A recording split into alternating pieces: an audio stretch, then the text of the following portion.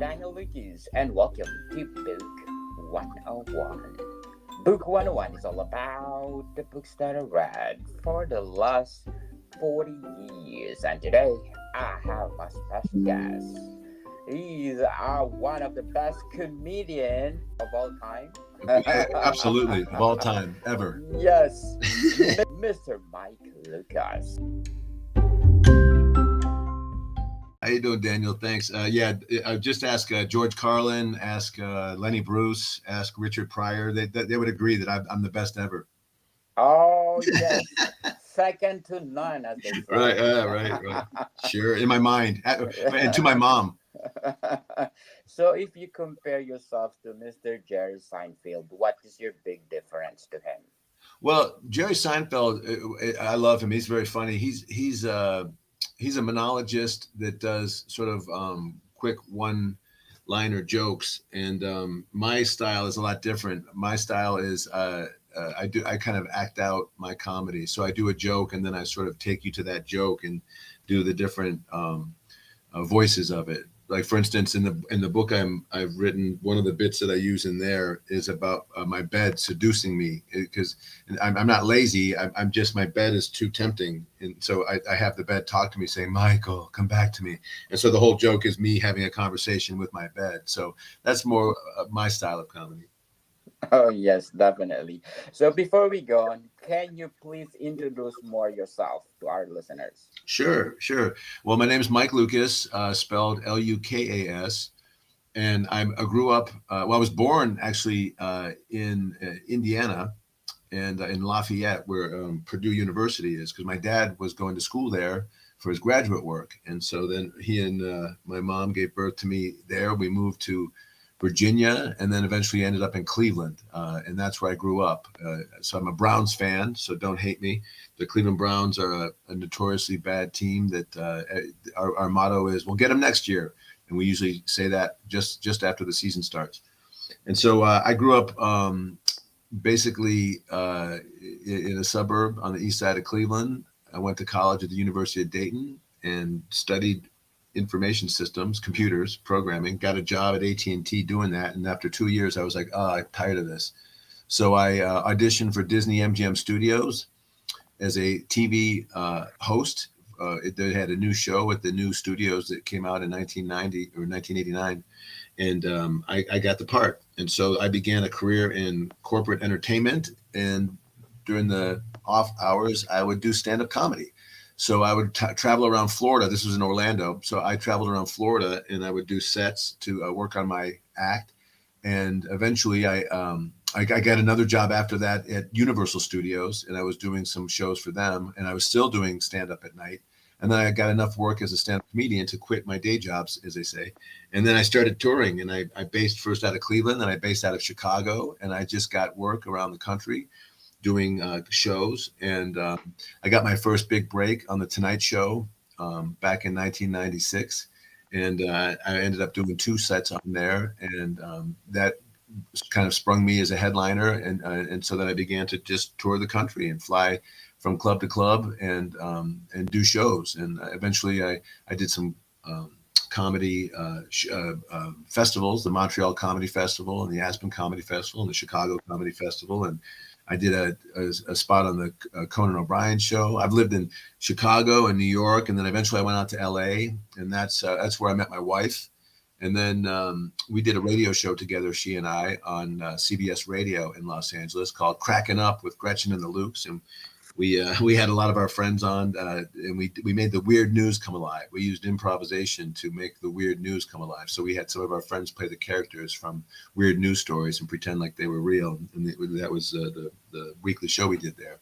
And then we had started our kids, and so I decided to hang up the comedy cleats and give writing a go. And then I've been writing since about 2015 full time, and that's what led me to write this book. I began to help some other younger comics, with their humor, with their sets, with their bits, with their act. And as I was doing that, I realized, I have a lot to say about how humor is created, how laughs are created. And so I started jotting down notes, and then I've created this book. It's called Finding Your Funny Muscle: How to Create Laughs Like a Pro. And I think that's what led me here to you, Daniel. I'm now promoting this book, and it's my argument is that everyone can learn to be funnier. And one person said, "Well, I think if you're either you're funny or you're not. You know, you were born funny or you're not." And I said, "Well, what do you do for a living?" And the guy's like, "Well, I teach guitar lessons." And I was like, "Well, are you born musical, or can you learn to be musical? If I take your lessons, can I learn to play the guitar?" He's like, "Of course, I've done it for dozens of people." I go, "So why can't you learn to be funnier?" So this book helps you to learn to be funnier. Yes, Yeah. So that's me in a definitely, nutshell. definitely. So, what age did you realize that you're a good in comedy? Well, there's a lot of signs that you're good in comedy. My first indicator was as a kid, I would crack my adults up. So I'd be able to go into a party that my parents were having, and I would make the adults laugh, and usually by being silly or ridiculous. And then in high school, I was voted class clown and most fun to be with, so that was a big clue. And then when I was working at AT&T right out of college, I remember in my cubicle, I'd be sitting there trying to do work, but then there'd be three or four people sort of standing around, and I would be making them laugh. And so my boss would see, three or four people laughing, and know that I was preventing people from doing work. He was like, "What are you doing here?" So that but basically, when you can begin to make people who you don't know laugh, that's how you know that you're starting to get funny. You're able to make strangers chuckle, and then and when they begin to repeat what you say, and begin to pay you for what you say, that's when you know you're really funny, because Yeah, it comes naturally, as they said. yeah, and a lot of people it does. That's the thing, is it comes so naturally to so many people that if it doesn't come naturally to you, the fear is that you're not you might not be a funny person. But I say that's not true. I say that if you begin to learn, you might need to learn how funny works. In my book, I teach you how to have your own comedy lens, which is like sort of the porthole that you look through life at in order to find what's funny to you, and then you use that to sort of use what I call the humor blueprint, which is a way to begin to formulate laughs. Using these heightening devices that I provide in the book, and different heightening devices allow you to be funny. Things like you can cut back to a moment before the joke happened, and get a laugh out of how that might have occurred. You can cut forward to something that happened after the joke. There's ways to use irony. There's ways to use sarcasm. There's a lot of different ways that you can heighten your idea in order to be funny. So, how does Mr. Mike cope up with sadness and stress of being a comedian? Oh yeah, that's a good one. It's I mask, and for a while I drank. That was a big thing for a long time. When you have nerves, you take a couple drinks, and after the show, you go out with the audience and the other comics, and you have fun. And so that was one way that I dealt with it as a younger man. And then I realized that doesn't really have a future for me. I don't really enjoy that anymore. And so I began to I practice Buddhism, and so which is a philosophy that sort of gets you to sort of empty your mind. And so all those things that cause sadness and cause anxiety for me, I now replace with chanting, which is a very peaceful way to do it. Some people do it with meditation, other people do it with shouting at the top of their voice, but that's how I choose to do with it. But sadness, like, you can't really get rid of sadness. You can't really, especially if you have a pet.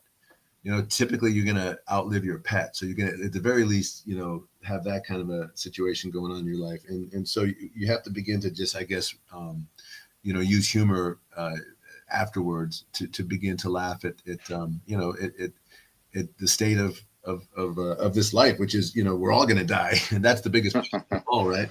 Yes. So, let's talk about your debut book. This is my debut book. This is, well, what I learned, a lot of things I've learned simply through publishing it. I've self-published it. I wanted to do a self-publishing. One of the jobs I had while I was writing and beginning, before I could make a living at it, was as a copywriter. And I worked with a company called Copy Chief. The owner, Kevin Rogers, is an old friend of mine, and he was nice enough to hire me and give me some work to begin as a writer. And so in that company and with that group, I learned about direct marketing. And I knew that if you like, build up an email list and then you begin to give away freebies and then you begin to sort of uh, talk to your email list of people and get them to know, like, and trust you, then you can eventually sell to them. And I knew that that was true, but I didn't have anything to sell. And then eventually what I realized is, oh, the book I have is something I can apply to that knowledge. And so I've had a lot of fun learning how to self-publish. There's so many uh, balls in the air when you're trying to do that, and so many things to learn. And so that's the one thing I would say doing this book is I'm really proud of all the work I did. And to be honest, I'm really proud of knowing that I had to hire other people to help me do it. For instance, I hired a book cover artist, I hired an editor, and I also hired an interior designer, someone to work the interior of the book. So you wouldn't even know that it's self-published if you take a look at it. Yes, congratulations. I love the cover. It's like traditional publishing. Thank you. Yeah, the cover is interesting. It's a whoopee cushion. Obviously, it's a classic icon of comedy. And the reason why I chose a whoopee cushion for the cover of it is because it sort of exhibits the exact same process to get a laugh that I teach, which is in the world we sort of have a expectation of sort of a delicate quiet, and then the whoopee cushion totally blows that expectation with a loud noise and that we attribute to something else. And then if someone gets blamed for it, it's even funnier. And even though it's the most basic form of a laugh, it follows that same idea, which is when you try to get a laugh, what you're doing is you have to flex a certain kind of a muscle, a funny muscle, as I call it, because a funny is not a bone. Everyone says funny bone, but a bone is stiff and rigid, whereas comedy and humor and laughter is flexible like a muscle, and you can grow and develop it. So that's why I say it's a muscle, a funny muscle. And when you flex your funny muscle, what you do is first you set up a premise, you tell people what you're talking about, and then you distract them to the left. You try to give them a normal thought to think of with the setup. And then what you do with the punchline is you give them something totally unexpected, something that they weren't thinking about. And then that's where you get the laugh, is because it still satisfies that setup. And the whoopee cushion is a classic example of that, which is why I used it on the cover. Yes, very well said, Mr. Mike. Finding your funny muscles, how to create laugh like a pro. How did you craft it?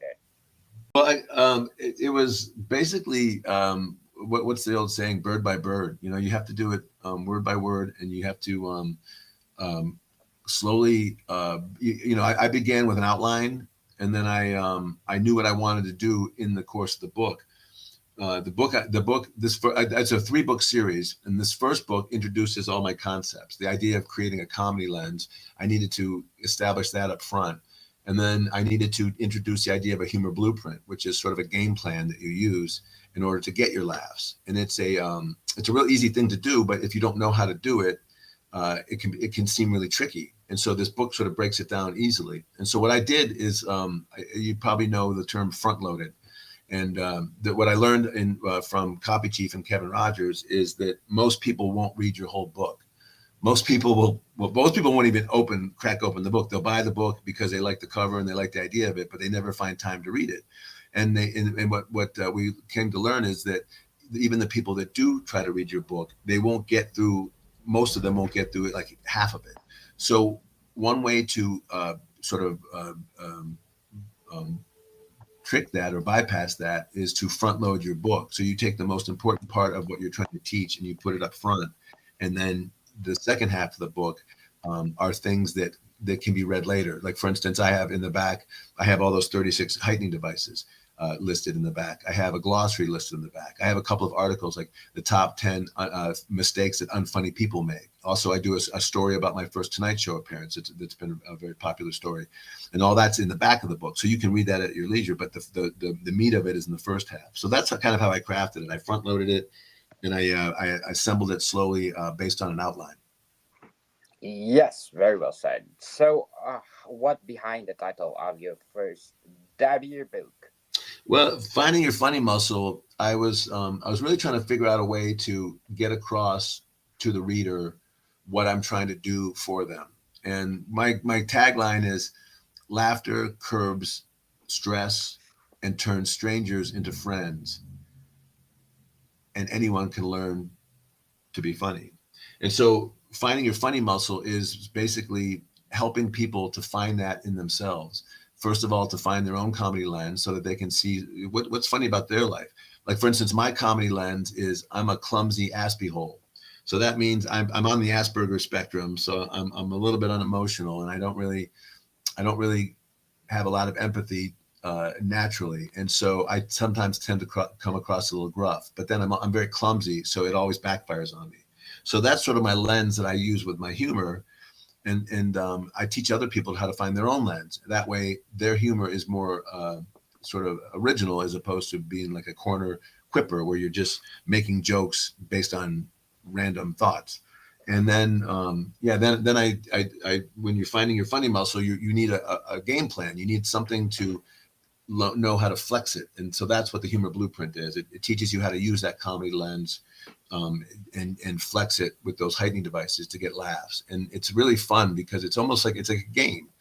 When you're getting laughs, you're heightening, which means you're making things more intense and bigger. And you're yes-anding, which means whatever you're coming across, you're not only agreeing with it, but you're taking it one step further. So you're learning these skills, and what that does is it helps you socialize. It helps you in business if you're giving presentations. It helps you connect with other people, and like I said, it turns strangers into friends. And so anyone that doesn't know you, if you can get them to laugh, there's a connection that's built, and your know, like, and trust, your KLT increases automatically. Yes, laughter is the best medicine, people. Right. Finding your funny muscle. Is this expandable? Oh, it's expandable. Yes. Well, yeah, and I'm going to be doing it. If this is what you mean, I'm going to do a 3-book series. The second book is called, I'm almost done with that one right now, and it's called Fine Tuning Your Funny Muscle. So the first book introduces you to all these concepts, and the second book gives you ways to practice the concepts, the game plan.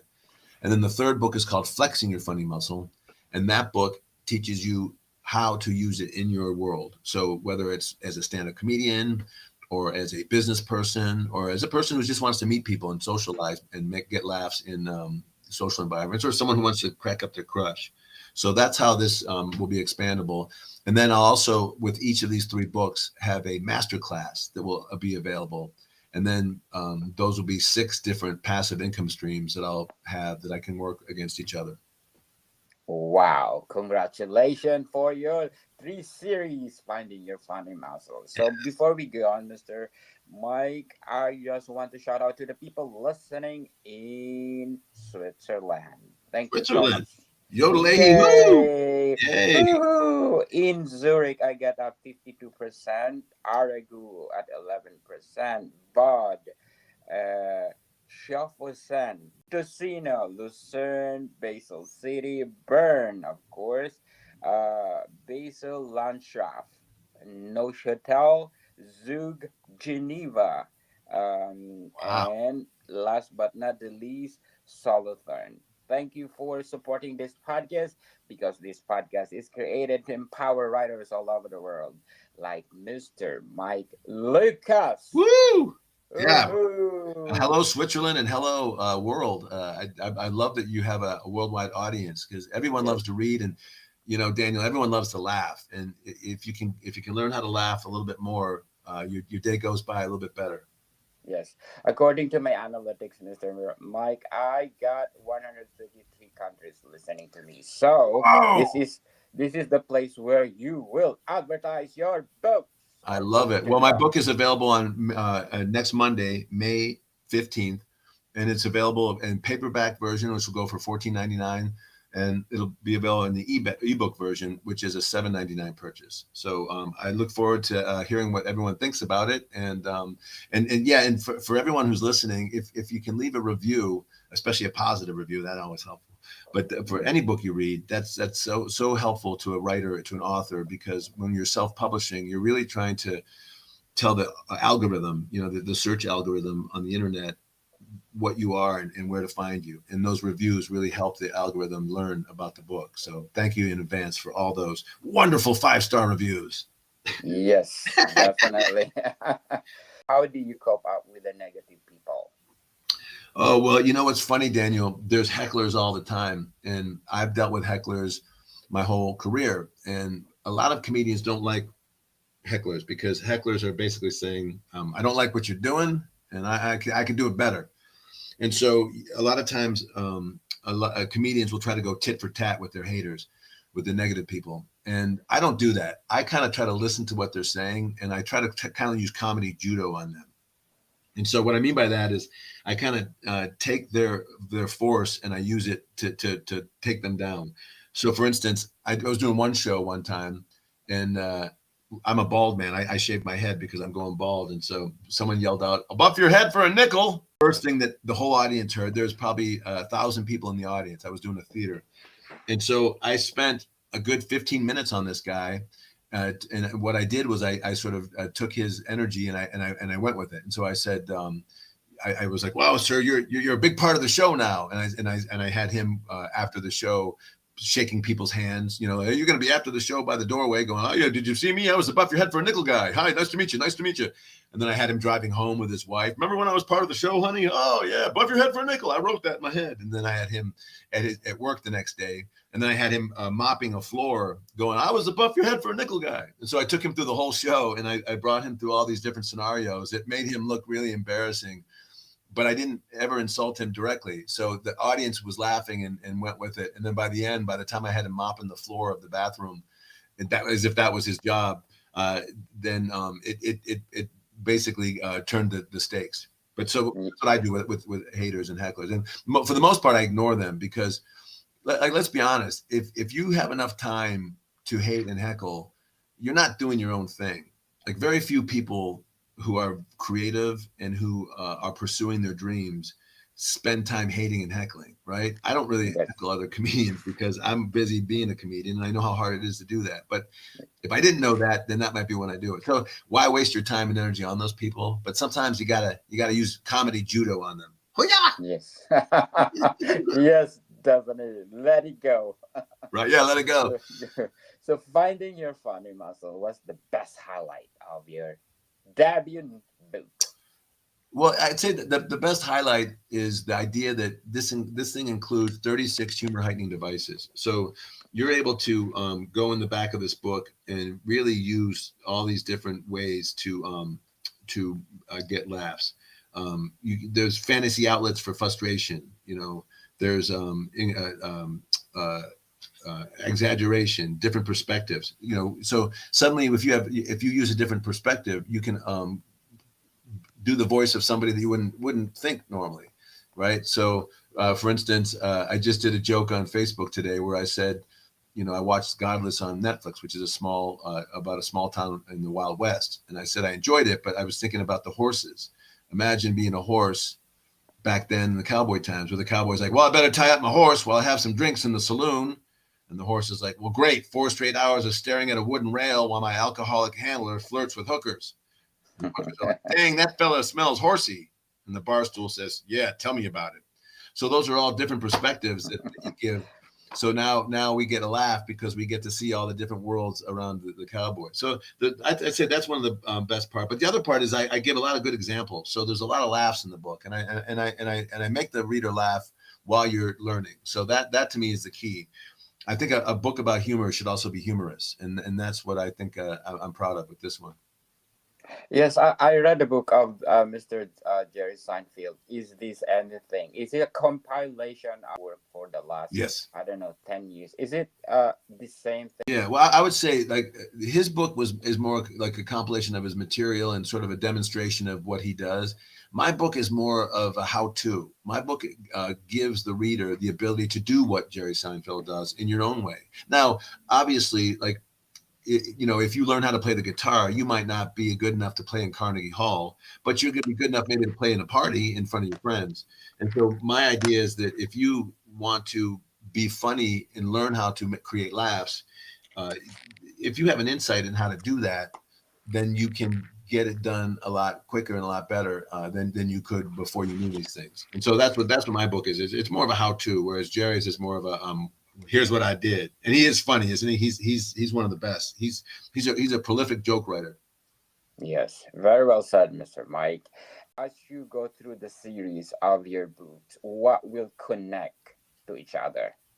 Well, the whole thing is sort of an idea of uh, it's a process of learning how to be funnier. So the first book tells you exactly what the terms that I'm using and how I teach this idea. The second book sort of goes through all those different devices in the comedy lens and the humor blueprint and the heightening devices, and it really shows you how pro comics use that and how you can use that for your own jokes. And then in that book, in that second book, I actually write a joke in the beginning of it, and then I go through with each of those heightening devices, and I use them on the joke, so you can watch the joke come alive the way you could do it yourself. And then in the third book, I really help you implement these ideas into your world. So whether you're a business person or a wannabe comic, or just a person who just is looking to have some more laughs and relieve your stress and to make you make more friends, that book is going to sort of give you suggestions and helpful hints on how to get that done. Yes, before we go on, I'm inviting you to listen to my other podcast, Food 101, with Chef Alessandro, one of the executive chef in one of the five-star hotel in downtown Toronto. So Food 101, any platforms. So 101, Mr. Mike, we do laugh a lot. And That's great. it brings joy because Chef Alessandro and I really laugh a lot. Isn't So, that fun? The fact that you can have laughs in a kitchen, like I think yes. that's one thing that I like about those the cooking shows is there's a lot of laugh and a lot of drama and a lot of excitement, and you wouldn't think there is that in a kitchen, but there really is. Yes, I want you to be my guest on my Food 101 and to promote your books over there. And let's laugh a lot. Sure. Yes. Anytime I get to talk about myself, I'm in.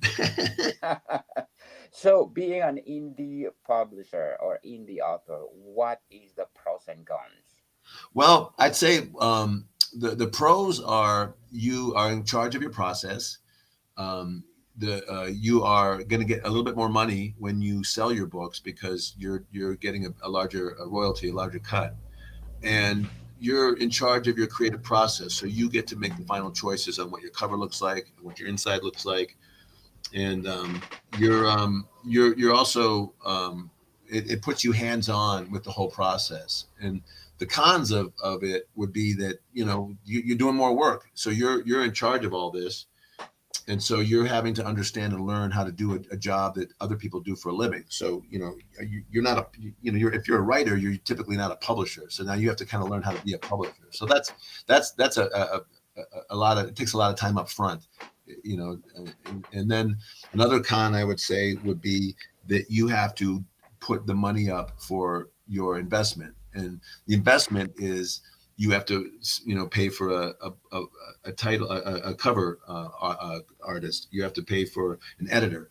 The big mistake a lot of self-publishers make is they don't hire an editor, and then what ends up happening is there's so many grammatical errors, misspellings, and just repetitions that you're not aware of that go by. For instance, the editor I hired, I got back my draft from him, and he said, "Don't be thrown off about how many changes there are. That's typical." So I looked at the total, and it was 4,200 changes that he suggested. So that's 4,200 things that a reader would have had to deal with that my editor saved them from. So it just makes for a cleaner copy of your manuscript. And then, hiring somebody to set up your book. Otherwise, it looks like you copy and paste it from a Word document. And then people who pay money for a book feel like they got a little bit ripped off. So and then probably the biggest drawback of self-publishing is you're your own marketer. And so even though if you publish it through the the standard way, through the literary avenue, you still have to do a lot of your own marketing. But they tend to distribute your book for you in the first year, and then they have a lot of channels that they have already made, and a lot of professionals that do that for them. So they're handling that part of the business. Whereas when you're self-publishing, you've got to market your own book. So you've got to set up your own social media networks. You've got to set up your author website. You've got to run ads. If you want to sell, So there's a lot of hands-on parts of it. Now, I like it. I prefer to do a lot of that stuff myself because I can get it done, faster, and I can hire the right people that I like. Think indie author is worth it? Well, especially for what I do, this is these are nonfiction books, and typically in the literary world, the only people that get a nonfiction deal are like celebrities and people that are like a household name. And as successful as I was as a comedian, I didn't become a household name, so they couldn't really use that to sell my book. So I'm guessing that a lot of publishers wouldn't be interested right away in that. So for nonfiction books, a lot of times that makes sense. For fiction books, I know a lot of people that like both. Some of them self-publish and they go through a literary process, an actual publisher. And some people they swear by self-publishing because they're like, you don't have to go through the other thing anymore, and you make less money. The publisher puts up all the upfront costs. They hire all those professionals to get your book done for you, so they're going to want to recover that cost before they ever give you a dime, on top of whatever your upfront money was. So I personally, I'm really excited about the self-publishing industry. I think there's a lot of potential in it. I think that we're just now getting the kind of technology and the kind of learning capability, in order to for newer people to get up to speed quickly. And there's a lot of experts that are sharing their knowledge on YouTube, and you just Google self-publishing, any of the steps on it, and you can learn. Now, it takes a while to do that, and I'll get better at it the more books I do. But I gotta say, I'm really excited about doing this. I want to be the remember the musician Prince, or formerly known as Prince. Yes. He busted open the music industry because he said, let's avoid the middleman. I'm going to produce my own music and I'm going to sell it to the people directly. And he made more money because of that. So I want to be the Prince of the self-publishing industry. I want to be able to break open those avenues so that people can see that, if you do it right, if you do it correctly, with a little bit of upfront cost, you can produce a really good book. You can self-publish a really legitimate book that people will enjoy and learn from. Definitely. So, what is your aspiring message for those people want to publish their story as indie author? Well, I would say, there's a lot of balls in the air that you're juggling. So don't be discouraged if it doesn't happen quickly. It takes a little while. The first thing you have to learn how to do is write. You have to learn how to just put sentences and paragraphs together. The second thing you need to learn how to do is tell a story. I didn't know that those are two separate things. I didn't know that you had to learn how to tell a story on top of learning how to be a good writer, because a story is a very particular thing. The reason why people tune into a story is they want to vicariously live through somebody else. And so you have to give them that through emotional showing instead of telling. And so I had to learn how to do all that, especially as someone on the Asperger's spectrum. I had to figure out how, what are these things called emotions and feelings, and how do I get them across, and using words. And so it was a long process to do that. And then once you figure that out, you have to learn how to do that to completion. So the mistake a lot of newer writers make is they think that their first draft is their final draft. And what professional writers know is their first draft is just a rough sketch of what they're trying to do, and it's all in the rewrites. And just as an artist gets rid of all their pencil sketchings and inks it later, that's what a writer has to do. And so it's a real step-by-step process that you do, and it's fun if you know that. But if you think that your first draft has to be perfect, it's a real frustrating start to the process. But then once you get that book done and you get it finished, the key is to get it edited. You got to get it edited. You got to have an outside source who doesn't know you and doesn't know your work look at your body of work, your manuscript, as a reader would. And then when an editor does that, you're shocked at how many things they can change and shift for the better, so that your work is more readable and more enjoyable, and less speed bumps in there. Because every mistake you make that you don't edit out is a speed bump for the reader. And if there's enough speed bumps, they're not going to continue on with that. And then I would just finally say, do it. If you have an idea, I think everybody has at least one story in them, a good story, whether it's a fictional one or it's about you. But, a story is basically, like the idea of overcoming a struggle, something that's a sort of a core wound that you're attempting to, that life will no longer let you pretend isn't there anymore. And the story, every story is about the day that all changed and what you did about it. So I think everyone has that story. So I say if the words are there, write them down and go through the process. But I my last suggestion would be to attend the University of YouTube. Do your best Yes. to start Googling all your suggestions or all your questions in YouTube, and there's somebody who has an answer for you. I guarantee you. Yeah, well, right. That's the hard part, man, because you stare at that blank page, and Yes. but just write anything, and then when you edit it, it'll be better. Just go back and rewrite it, and I swear it works that way. But it's frustrating because it's embarrassing to look at when you write a bunch of crap on the screen and you're like, oh my god, I can't believe that this is my book, and it's like, no, that's just the first draft. Rewrite it. Yes. So finding your funny muscles after 10 years, if you want to revise this book, which part of the book you want to revise? Let's see. I don't know. The thing I like about this book is it's been long in the making. I first started coming up with this idea. It was actually first called Thinking Funny. Was the way I came up with the idea first, and I came out in the 1990s when I would my real need was I was very funny on stage and naturally in front of people. But what I wasn't really good at was sitting down at my desk and just typing out funny things. So I wanted to figure out, how do you do that? How do you sort of generate humor without having to be in the moment? And so that was an ongoing quest since the mid 90s. So this book has been, in my mind and in my head for a long time. So this one that you're getting is, I don't know that I would revise it. I think maybe I would just, I don't know what I would do. Maybe I would do it in color. Maybe I would, because each chapter has a little whoopee cushion with the number on it. Chapter 8 is a little whoopee. So maybe I would have little red whoopee cushions instead of black, gray ones, because typically these kind of books you do black and white. So finding your funny muscles, is this your legacy? I'd say as a comedian, these 3 books are going to be, I hope, hopefully, a very big help to anybody who's trying to learn how to be funnier. And I've already had people that I'm working with. I help some younger comics who are newer in the business, and the growth is exponential because they don't understand these things. They're very basic to someone who knows how to naturally be funny, but to someone who's just learning or is new at it, they're mind blowing. Like the idea of finding a comedy lens, to know that I can be a lot funnier to a stranger, if you see more clearly where I'm coming from.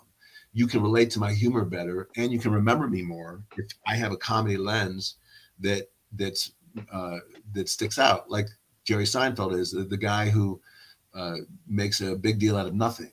Rodney Dangerfield is the man who gets no respect. Roseanne Barr was the domestic goddess. So everyone has every successful comedian has one of these comedy lenses, and so there's no reason why anyone who's trying to be funny shouldn't have their own. And if you have one, it sets you farther ahead of anyone else. And so, yeah, I would say it's a legacy in the sense that this stuff is going to be accurate and will be helpful for an endless amount of time. Very well said, Mr. Mike. So can you please do your punchline? Oh, my punchline. Well, let's see. One of the jokes I used to do was about about living with somebody, and this is before I was married. And I used to talk about how living with somebody is very difficult, because it's a real challenge to break up with somebody, especially if you have a lot of stuff. If you have a lot of stuff, you tend to work out arguments a little bit better, because you're like, look, honey, it's not going well. Everything that we thought was going to be love is not love anymore. So I'm just going to get all my stuff. I'm going to get out of your life. I'm going to get my dishes and plates, wrap them up in newspapers, pack them up in boxes. I'll get some change of address forms, fill those out, and send those out to my creditors. And then I'm going to get a U-Haul for the sofa bed. Look, we can work this out. We have a lot of problems, but we have way more stuff. so that's kind of the kind of humor I would do. So can you please invite our listeners to buy your debut book? Absolutely. You can go to funnymuscle.com and you can get a link there. I'm sure that Daniel will be nice enough to put a link in the notes of this podcast once I get it. But it's available May 15th. Right now, it's going to be available on Amazon. You can get that, like I said, the paperback for $14.99 or the ebook for $7.99. And then soon enough, the second book will be available at the same spot. And like I said, funnymuscle.com. And by the way, if you want to go to funnymuscle.com, there are blogs that I write there that I do an audio version. So I do the vocal version of all my writing. And there's also video blogs I do. So I act out a lot of the things you're hearing and seeing. I do on the site. And so far, I started the site on March 9th. So far, I've got almost 30,000 visits from people laughing and having a good time there. So come to funnymuscle.com. It's free. You can just enjoy some good humor, and then that also will give you information for the book. Yes, people, as we said, laughter is the best medicine. So let's support Mr. Mike Lukas, because this book probably are phenomenal. Yes. That give you happiness, that make your life more easier than stress. Right? And isn't that what we're looking for? And you can do it without a hangover. Oh, yes. Without a hangover. Hey, Mr. Mike, thank you for your time. I love it. I appreciate you, Daniel. Yes. Moricon people, see you soon. See ya.